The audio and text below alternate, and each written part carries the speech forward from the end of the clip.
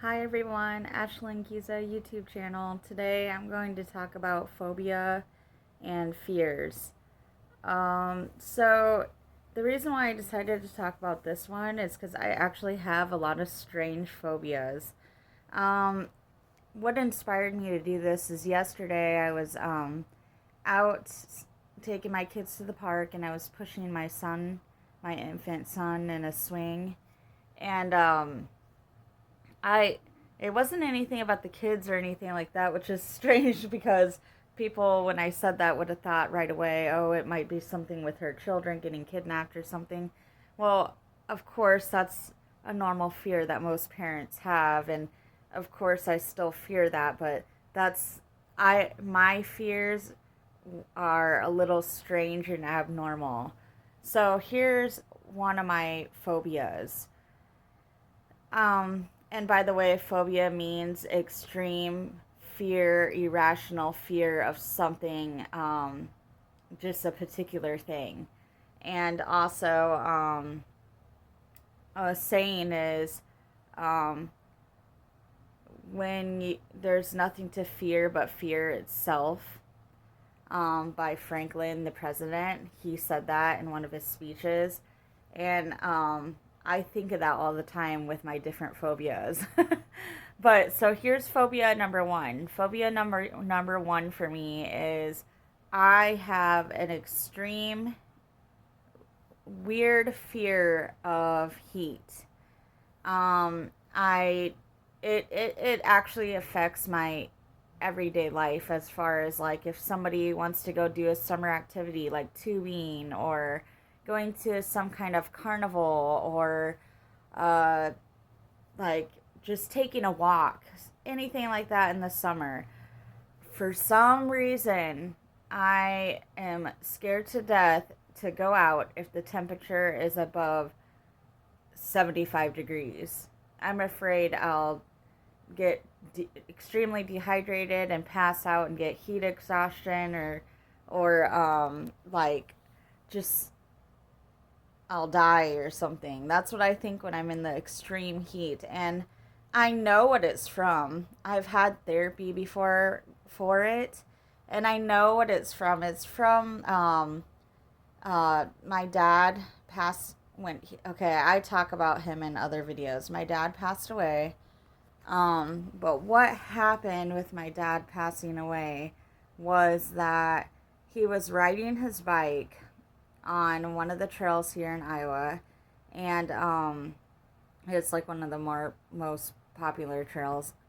And he was with a girlfriend of his, and he was riding his bike, and I think he already had heart issues because my dad didn't really talk to anybody about things, but I saw an appointment with the doctor on his calendar when I went to visit him one day. I also saw heart medication in his cabinet. And the only reason why I knew it was heart medication is because I saw my dad didn't really take a whole lot of medicines and stuff. And I saw one and I Googled the name of the medication and it came up for heart issues. So, and I told my family about it and stuff, and everyone was kind of asking if he was all right, but he just never really, he was just okay, I'm good, and never really talked about his problems or health problems. But he was riding the bike and in the extreme heat in Iowa, and in Cedar Rapids, Iowa, and it is humid here in the summertime. I mean, humid. It's not like California. It's not like Florida or anything like that, where it is hot there in those places, but the humidity level is lower. It's a cooler hot. Um, but it is just muggy here in Iowa. So he was riding his bike on a muggy day, and he had a massive heart attack on the trail. And um, I guess he called my sister, as it was progressing as it was happening, and she flew down there to my dad, and I don't really know what happened, the exact thing that happened when she was there. I just know you know, he was kind of foaming from the mouth and stuff like that. And I don't really want to know the rest just for my psychological well being, because I know for my sister that had to have been hard actually being there and seeing that. So, but I have, now after that happened, I have an extreme phobia fear of heat because, because I feel in my heart that, okay, everybody knows this. In the heat, our body works harder to cool down. Our heart pumps harder to work down or to cool us down. All of our organs work harder to cool us down, which is why we need to drink water and Powerade and Gatorade and all kinds of fluids to stay hydrated. So I feel that he already had, since he already had heart issues and whatnot, going out in that extreme heat, which makes our bodies work harder, to cool down, caused his heart attack. So now I just fear that the same thing's going to happen to me or my children or just anybody, because I mean, we all know that in the heat you can get heat exhaustion, you can have heat stroke, any of that. So no, like I have legitimate reasons for my phobia, but yet at the same time though, I as long as I'm drinking water and staying hydrated though, and get to a cool environment, if I am feeling too way too warm, that I nothing will happen to me, which is the truth of it. But I in my head I can't, I get, the more and more I start walking away from my car, which I know has AC, the scareder I get. I mean scared, like those strange addictions scared, like how people fear balloons and fear weird shit. I get scared like that. Like extremely scared the further I get away from my car or a building that has AC in it. I've also even gone as far as being kind of scared to go anywhere in the summer by myself without my husband, because I fear in my head that the air conditioning, that the car will break down, and then me and my children will be stuck in a hot car or walking in the hot heat to a gas station to get help. I don't know why. I don't know why. Ever since my dad died, that happened. And then also, in my previous video, I talk about being a cancer survivor. I mention it here and there in almost all my videos, but I got my thyroid taken out, all the way out. And I don't know how much you guys know about the thyroid, but the thyroid does a lot of things for our body. And one of the things it does for our body is it cools our body down and warms our body up. So it basically, it's like a temperature gauge for our body. Um, and like, you know, a temperature gauge in a vehicle, our thyroid is like a temperature gauge for our body. And I don't have one, so sometimes I can get extremely hot, like women who have heat flashes, hot flashes during menopause, or just anybody who has a hot flash. I can get like that sometimes, and it won't go away because until my thyroid levels are adjusted. Or I can get extremely cold. You guys would have to go read about all that, about what the thyroid does and how it controls our temperature and stuff. But that has made it worse, my phobia, because when when my thyroid level, my hormones are off, I can't get my temperature under control. So I have to deal with the heat, and it's awful, especially in the summer when it's already hot. I literally have sat in front of had AC on, and have had a fan even blowing, and it still won't cool me down. That's what a hot flash can be like. Nonetheless, so that's phobia number one. And I know it sounds insane. Phobia number two of mine. Um, I've actually been diagnosed with being agoraphobic, which is like agoraphobia. You guys can research that too. It's someone who doesn't like to leave their home. It's like a hermit crab. Um, I kind of grew out of that one a little tiny bit, but I still deal with having a fear of leaving my home because um, every time I leave my home, I fear that something bad is going to happen. I can't explain why, but that's why I fear to leave my home.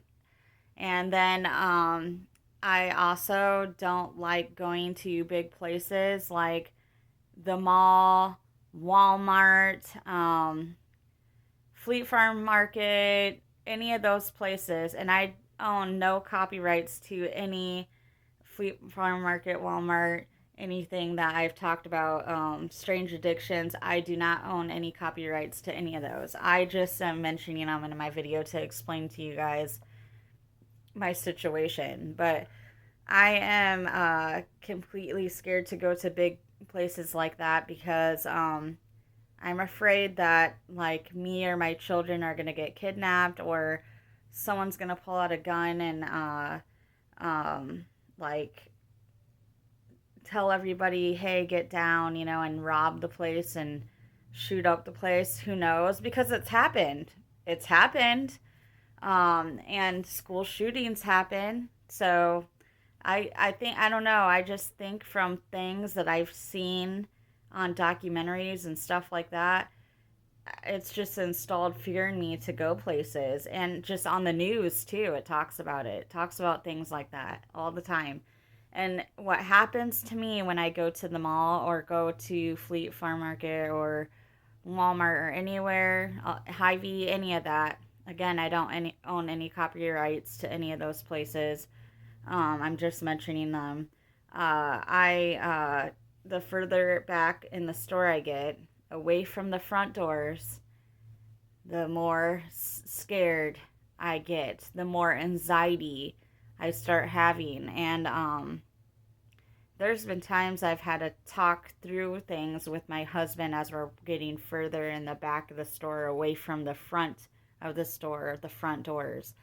I'll tell him when I'm starting to feel it. Okay, here it goes. I'm starting to feel anxiety. I'm starting to feel like I can't breathe and my neck's closing up. I'm starting to feel like the aisles are closing in, and I'm starting to feel like something really bad's going to happen. And he'll talk things through with me. Thank God I have a wonderful husband. He'll say everything's going to be okay. You've done this before. He'll say encouraging words, which is awesome. That's what a person like me needs, or a person who has mental illnesses needs. They do categorize phobias that are like this as like an anxiety panic disorder, which I have. I have that. But yeah, and then so those are my first two like most fear phobia things that I have. Um, and then this is kind of weird, but I have a phobia sometimes of even driving. I'll be driving and then I'll suddenly fear that someone's going to slam into me or slam in the back of me, or I'm going to lose control and accidentally slam or fly into somebody else.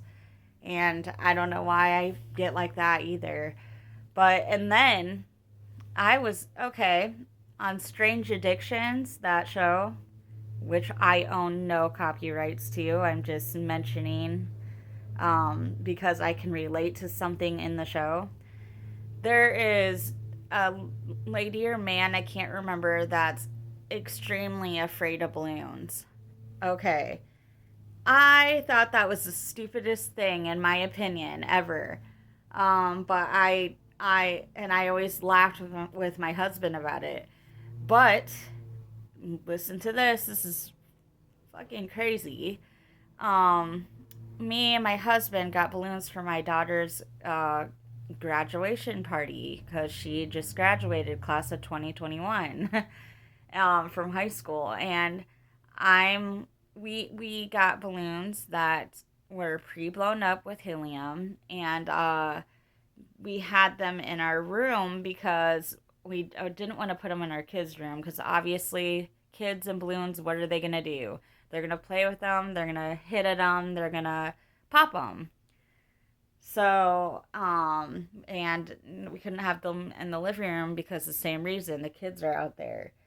So, and we couldn't leave them at her dad's house because he has cats.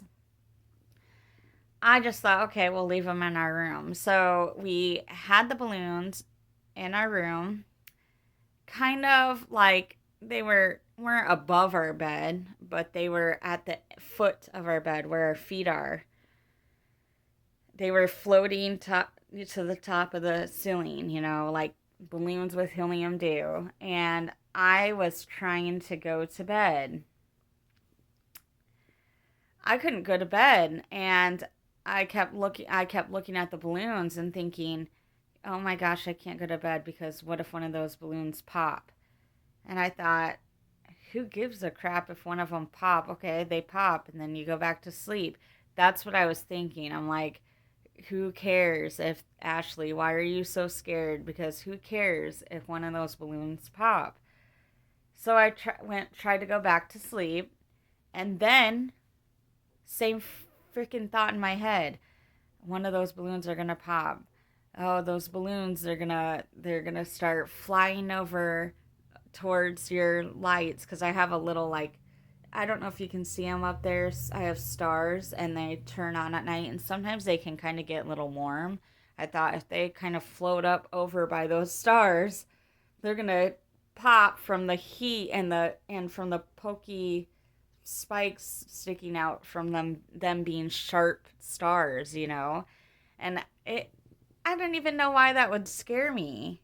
And I never thought I would be afraid of balloons in my life. A balloon's a freaking balloon.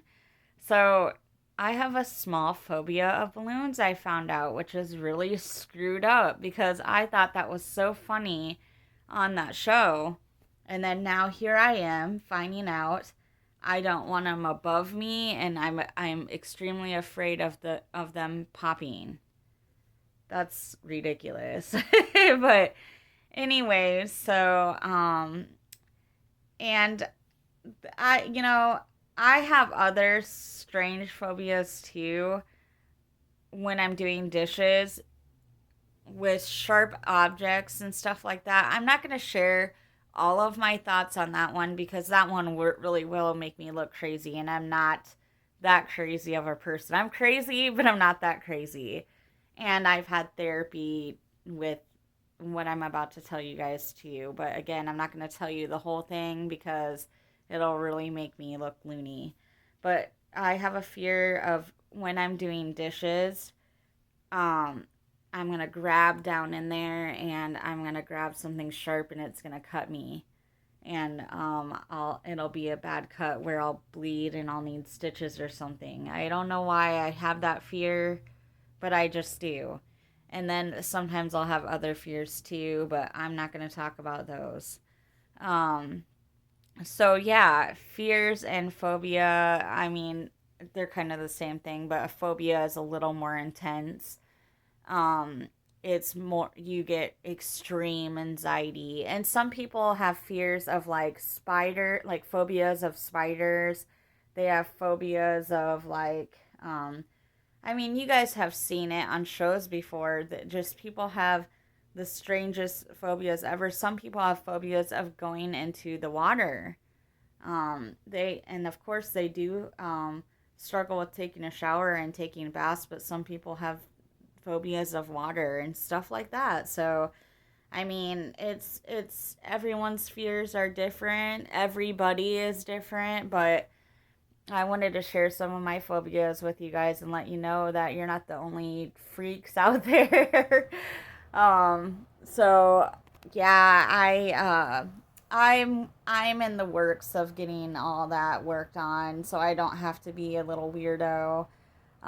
But yeah, so I mean, that's the only thing you can do is get therapy, um, talk things, talk things through with your family and friends, um, and let them know so you can get some encouragement and positivity, when you're working through your phobia and fear. Also, another thing that I was told by one of my psychologists was to or psychiatric help. I don't know what it's called. I think it's a psychologist I went to. I've been to counselors, therapists, psychologists. I don't know really the difference of all of them, but um this is what one of them told me. Now, when I say this, I am not a doctor. I'm just letting you guys know what I was told. So, there's a thing called exposure therapy, and it's where you face your fear, basically. That's what it is.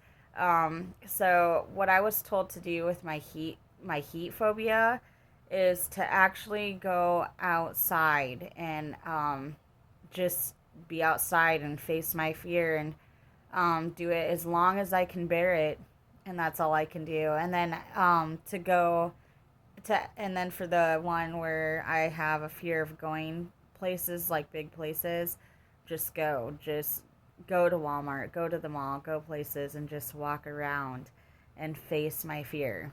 So that's called exposure therapy. So, and you can do more research on that too with books or Google or YouTube or Facebook or any of that. So, um, but those are a couple tips of being able to get help for your phobia. But yeah, I wanted to share some of mine because some of mine are really strange and out there, and kind of funny, but they're real. So, and they tie in with that panic anxiety disorder. So, I just wanted to share that with you guys today, and I'll be on with another life topic tomorrow.